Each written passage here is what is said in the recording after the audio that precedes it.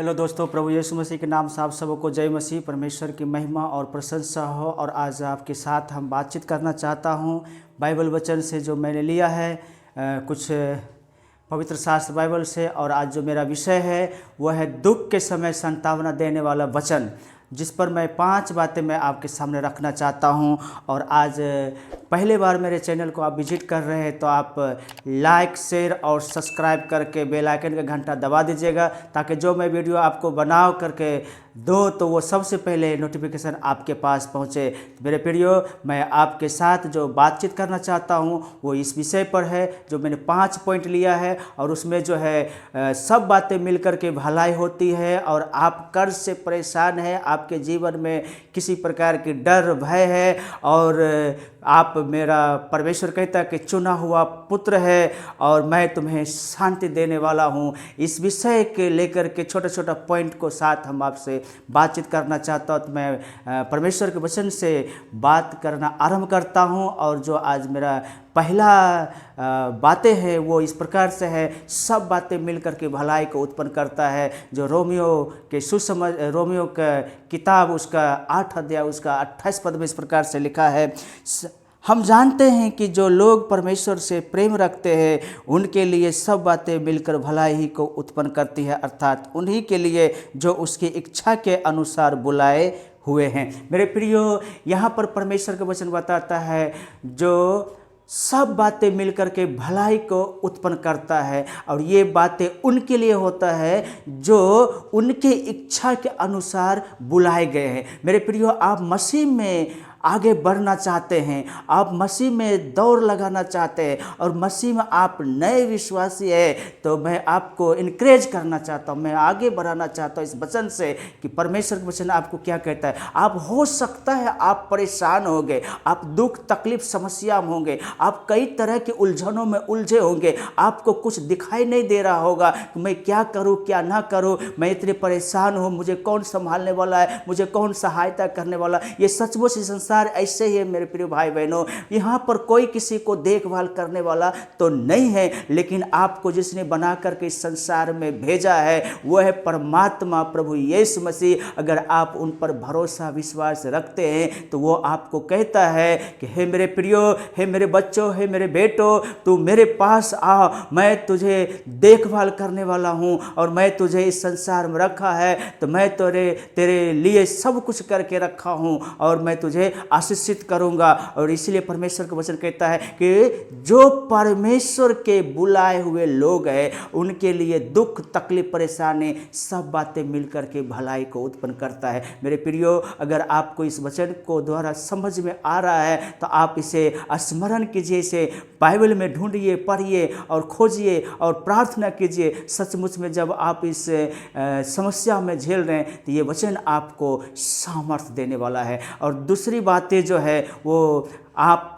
कर्ज से परेशान है। हाँ मेरे प्रिय भाई बहनों, ये कर्ज कोई अच्छा चीज़ नहीं है, लेकिन आप जानबूझ के तो नहीं लिए होंगे, आप कोई अच्छे कामों के लिए लिए होंगे, लेकिन आपने किसी को दे नहीं पाया होगा, इसलिए आप परेशान हैं। मेरे प्रियो, परमेश्वर का वचन आपके लिए क्या कहना चाहता है, वो व्यवस्था विवरण उसका 28 अध्याय उसके 12 पद में इस प्रकार से लिखा हुआ है। मेरे दोस्तों, जो ये वचन परमेश्वर आपको आगे बढ़ाने में मदद करता है। व्यवस्था विवरण 28 अध्याय उसके 12 पद में यहोवा तेरे लिए अपने आकाश रूपी उत्तम भंडार को खोलकर तेरे भूमि पर समय पर में बरसाया करेगा और तेरे सारे कामों पर आशीष देगा और तू बहुतरे जातियों को उद्धार देगा, परंतु किसी से तुझे उधार लेना ना पड़ेगा। मेरे प्यारे भाई बहनों, आज भले आप कर्ज में हैं, आज भले आप परेशान हैं, दुख तकलीफ समस्या में हैं, लेकिन आप जिस परमेश्वर पर भरोसा रखा, जिसके सामने आपने घुटना टेका, जिसके नाम से आप दीक्षा बपतिस्मा लिया, मेरे प्रियो, वो आपको इनकरेज करना चाहता है, वो आपको उत्साहित करना चाहता है कि आज भले आपको घटी है लेकिन कुछ आगे बढ़ करके आपके लिए क्या एक बहुत बड़ा अपॉर्चुनिटी आपके लिए एक इनाम रखा है और वो है आशीष।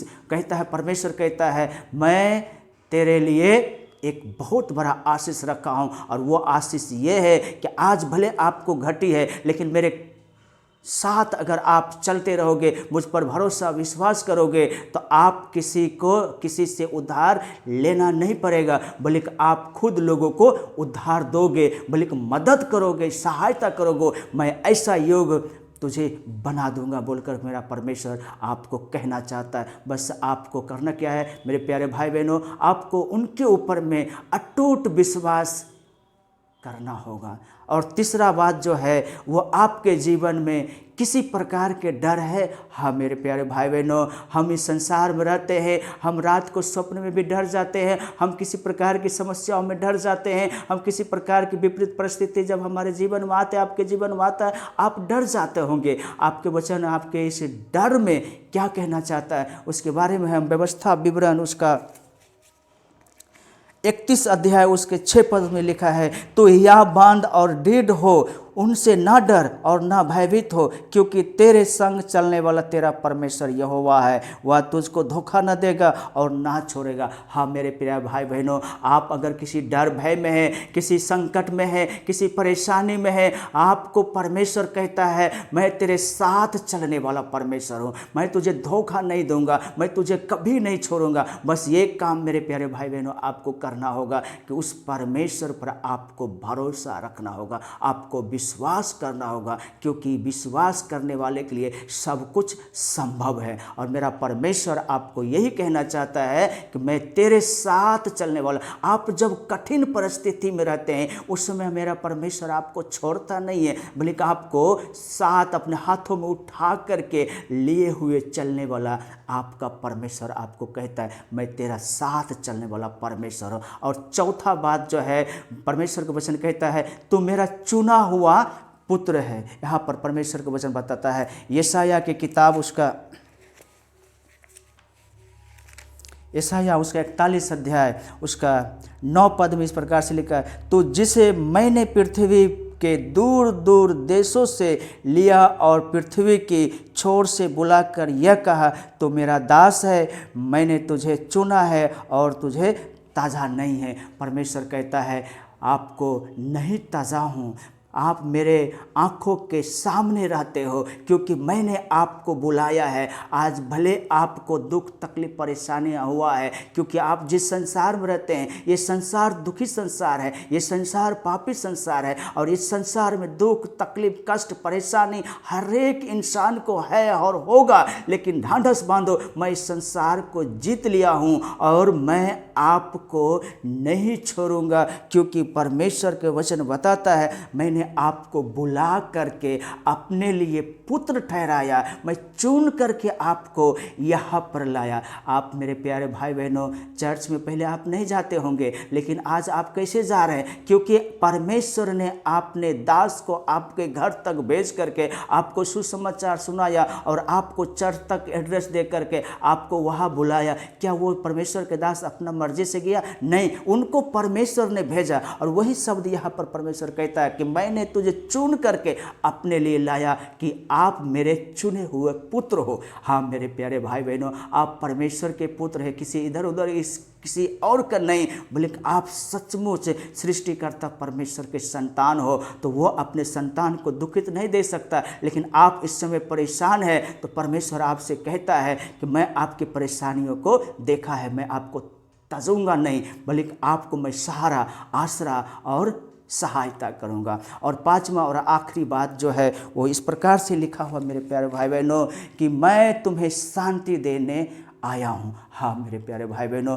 जब आप दुख में तकलीफ में परेशानी में आप उलझनों में समस्या में चारों तरफ से घिरे हुए बीमार में आप पति पत्नी के उलझनों में आप कई प्रकार की समस्या में आप पड़े हुए हैं, उसी समस्याओं से निकालने के लिए मेरा प्यारे प्रभु यीशु मसीह आपको शांति देने के लिए आया। परमेश्वर का वचन यूहन्ना रचित सुसमाचार उसका 14 अध्याय उसका 27 पद में इस प्रकार से लिखा है, मैं तुम्हें शांति दिए जाता हूँ, अपनी शांति तुम्हें देता हूँ, जैसा संसार देता है मैं तुम्हें नहीं देता। तुम्हारा मन व्याकुल ना हो और ना डरे। मेरे प्यारे भाई बहनों, आप मत डरिए, आप बेचैन मत होइए, आप व्याकुल मत होइए। आप जिस पर भरोसा रखा, जिस पर विश्वास किया, जिसके साथ उंगली पकड़ कर आप चल रहे हैं, जिस आराधना चर्च में आप जा रहे हैं, वो एकदम सही रास्ता है, सही जगह है। आप चलते रहिए, आगे बढ़ते रहिए। परमेश्वर आपको कहता है, जैसा संसार देता है और दे करके ले लेता, मैं वैसा नहीं करूँगा। मैं जो दूंगा वो सदा आपके हृदय में बसा रहेगा और वो अनंत अनंत काल तक रहेगा। मेरे प्यारे भाई बहनों, परमेश्वर की शांति अपार है, परमेश्वर की शांति अनंत काल के लिए है और वो आपको देना चाहता है। बस अपने हृदय को खोल लीजिए, अपने मन के हृदय को खोलिए और परमेश्वर को स्वागत कीजिए, उस शांति को आमंत्रित कीजिए। परमेश्वर आपको देने के लिए आ रहा है मेरे प्यारे भाई बहनों। इसलिए आप घबराइए नहीं, आप परेशान मत होइए। आप अपने बाल बच्चों के लिए, पति पत्नियों के लिए, आप अपने पारिवारिक जीवन में किसी प्रकार के आपके घर में उलझने हैं, उससे मत डरिए, मत उलझिए। बस परमेश्वर पर भरोसा रखिए, परमेश्वर से पुकारिए, प्रार्थना करिए, बाइबल पढ़िए, आराधना जाइए और परमेश्वर से कहिए, प्रभु मुझे संभालिए, मैं विपरीत परिस्थिति में हूँ। वो परमेश्वर आकर के आपको कहेगा, हाँ हाँ मैं आ गया हूँ, मैं तुम्हें शांति देने के लिए आ गया हूँ।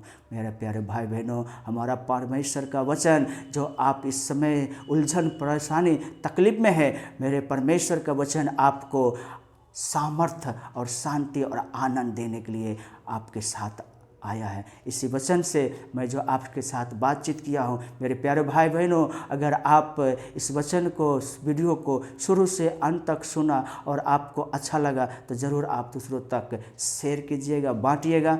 परमेश्वर आप सबको आशीष करे। आमीन।